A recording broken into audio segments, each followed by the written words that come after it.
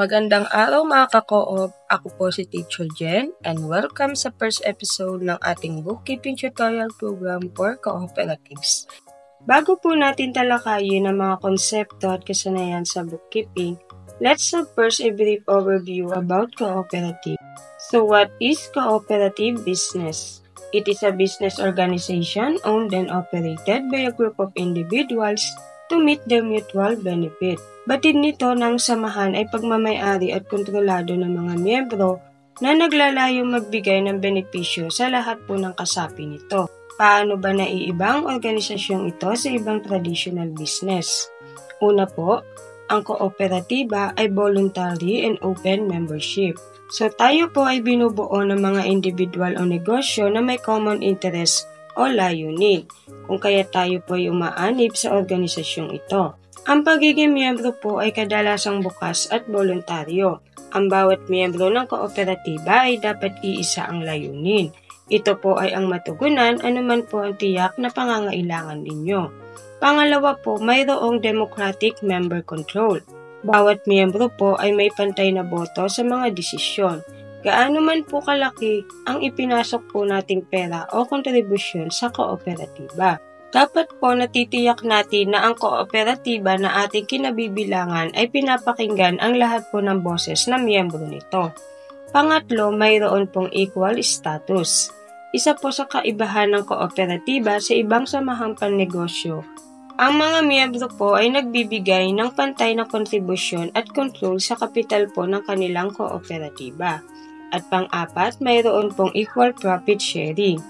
Ang miyembro ng kooperatiba ay may equal share sa kita, batay po sa inyong pakikilahok o paggamit ng serbisyo.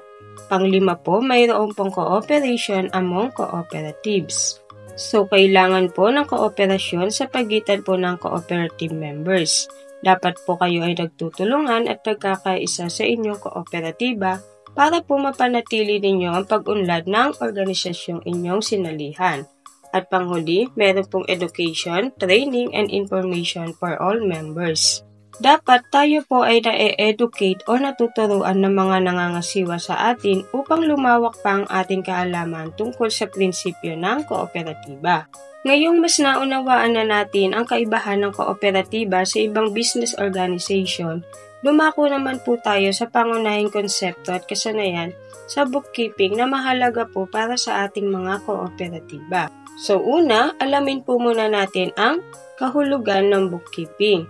So what is bookkeeping? Bookkeeping refers to recording of transactions such as documenting of sales, purchases, receipts, and payment. It also refers to classifying of transaction by categorizing entries into different accounts. For example, yung income, expenses, assets, or liabilities. And lastly, bookkeeping refers to summarizing data and reconciling accounts, preparing financial statements and reports that provide an overview of the financial status of the businesses, and ensuring that records are accurate by comparing them with bank statement or other sources.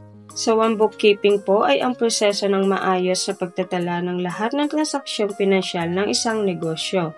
Saklaw nito ang mga bagay tulad ng kita, gastos, utang at iba pang aspeto ng pananalapi. Nakakatulong po ito upang masubaybayan ang daloy ng pera at masigurong hindi lumalampas ang gastos sa kita. Sa pamamagitan ng bookkeeping, makikita mo kung kumikita o nalulugi na ba ang iyong negosyo. At gaano naman po ito kahalaga sa isang business. Bookkeeping helps in maintaining an organized and accurate financial records. It also plays a vital role in financial planning, compliance with tax laws, and informed decision-making. Ito po ay tumutulong para ma-maintain ang tama at accurate na financial records. Kailangan din ito para sa tamang paghahanda ng mga buwis. Kung maayos ang record, mas madaling ma-audit or maipakita sa mga kinauukulan ang financial status ng negosyo. At higit sa lahat, mahalaga ito para sa paggawa ng mahalagang desisyon para sa negosyo gaya ng pag-expand or pagpababa ng mga gastusin. So, ang bookkeeping ay hindi lamang po isang simpleng proseso ng pagre-record or pagtatala ng mga transaksyon. Ito po ay isang mahalagang bahagi ng pagmamanage o pamamahala ng ating kooperatiba at tumutulong po sa atin na masubaybayan ang ating financial condition upang mas lalo pa nating maayos na maiplano ang ating mga proyekto o layunin. Sa tutorial po na ito, matututunan po natin ang mga mahahalaga at pangunahing prinsipyo ng bookkeeping, mga pangunahing dokumento at libro na may kinalaman sa daily financial routine ng kooperatiba, tamang proseso po sa pagtatala ng mga transaksyon, paano gumawa ng financial statements at iba pang mahahalagang kasanayan na makakatulong upang mapanatili ang transparency at accountability po sa ating operasyon. Sa pamamagitan po ng mahusay na bookkeeping, mas madali po nating matutukoy ang ating financial health at makakagawa po tayo ng angkop na desisyon para sa ikauunlad ng ating kooperatiba. Kaya simulan na po natin ang ating paglalakbay sa mundo ng bookkeeping. Para po sa unang topic natin tungkol sa bookkeeping, mahalagang matalakay muna natin ang mga key terminologies, ang mga pangunahing termino na ginagamit sa bookkeeping. Gaya nga po na sinabi ko kanina, ang bookkeeping po ay isang napakahalagang bahagi ng pagmamanage ng anumang organisasyon o negosyo, lalo na po sa mga kooperatiba. Dahil ito po ang bumubuo ng pundasyon ng ating kaalaman pagdating sa financial management ng ating co-op. Sa episode po natin na ito, bibigyan din natin ng ilang pangunahing termino tulad ng assets, liabilities, equity, ledger, journal at iba pa. Mahalaga na maunawahan natin ang mga terminolohiyang ito upang maging epektibo ang pamamahala natin ng mga transactions and finances. Una po, accounts. Ito po ay ang mga kategorya o talaan kung saan itinatala ang lahat po ng financial transaction ng isang negosyo. Ang bawat account po ay may particular na layunin na ginagamit upang masubaybayan ang iba't ibang aspeto ng pananalapi. Halimbawa nito ay ang cash, accounts receivable, accounts payable, revenue, or expenses. Pangalawa po, accounting period. Ito po ang partikular na panahon o saklaw ng oras na ginagamit upang iulat at suriin ang mga financial transactions. Sa panahong ito, inihahanda po ang mga financial statements tulad po ng income statement, balance sheet at cash flow statement upang ipakita ang financial status ng isang business. Kadalasan monthly, quarterly o annually ang period na ginagamit po sa mga reportings ng transaction. Pangatlo po, accounting equation. Pangunahing prinsipyo sa accounting na nagpapakita ng ugnayan ng tatlong pangunahing bahagi ng pananalapi. Ito ay ang assets, liabilities at equity. Dito rin nakabatay ang double entry bookkeeping system. Pang-apat, assets. Tumutukoy po sa lahat ng ari-arian ng isang negosyo. Pang-lima, balance sheet. Isa po sa mga pangunahing financial statements na nagpapakita ng financial position ng isang negosyo sa isang particular na panahon.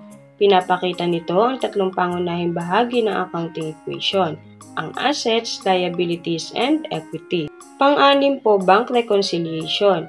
Ang proseso po ng paghahambing ng records ng bank account sa libro o ledger ng isang negosyo versus sa bank statement mula po sa bangko.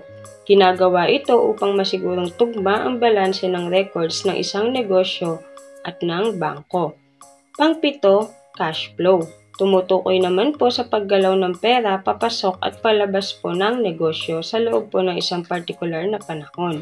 Next po ay yung chart of accounts. Isang organized list ng mga accounts na ginagamit ng isang negosyo upang i-record ang mga financial transaction. Ito po ang nagsisilbing gabay para po sa maayos na pag-uuri o pagkaklasify ng mga transaksyon. Next, cost of goods sold ay ang kabuuang gastos sa paggawa o pagbili ng mga produkto na naibenta ng isang negosyo sa isang particular na panahon. Mahalagang bahagi ng income statement dahil tinutukoy nito ang direktang gastos na nauugnay sa paggawa ng revenue or kita. Next po yung credit. Isa sa dalawang pangunahing bahagi ng isang transaksyon sa double entry bookkeeping system. Ito ay nasa kanang bahagi ng ledger account. Ang credit ay kumakatawan sa pagtaas ng mga account tulad ng liabilities, equity at revenue. At pagbaba naman ng account tulad ng assets at expenses. Next po, double entry bookkeeping system. Isang sistema sa accounting kung saan ang bawat transaksyon ay may dalawang epekto. isang debit at isang credit. Tinitiyak nito na ang mga records ay laging balanse. Ibig sabihin po, ang kabuuang halaga ng debit ay palaging katumbas ng kabuuang halaga ng credit. Next po yung debit. Isa po sa pangunahing bahagi ng double entry bookkeeping system. Ito naman po ay sa kaliwang bahagi ng ledger. Ang debit ay kumakatawan sa pagtaas ng mga account sa assets at expenses account at pagbaba naman ng mga accounts sa liabilities, equity at revenue account. Next, we have equity. Tumutukoy po sa investment ng may-ari ng negosyo or miyembro. Ito po ang tinatawag na kapital na siyang ginagamit sa operasyon ng isang negosyo. Next po yung expenses. Mga gastusin o naging gastos sa operasyon ng isang negosyo sa isang partikular na panahon. Next po, general ledger.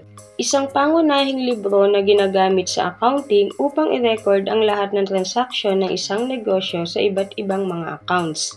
Nagsisilbing kabuuang records or summary ng lahat ng accountable financial activities at ginagamit sa paggawa ng financial statements. Kilala rin ito sa tawag na Book of Final Entry.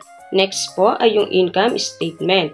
Isang financial statement na nagpapakita ng kita, gastos at net income or net loss ng isang negosyo sa isang partikular na panahon. Halimbawa sa loob ng isang buwan o isang taon.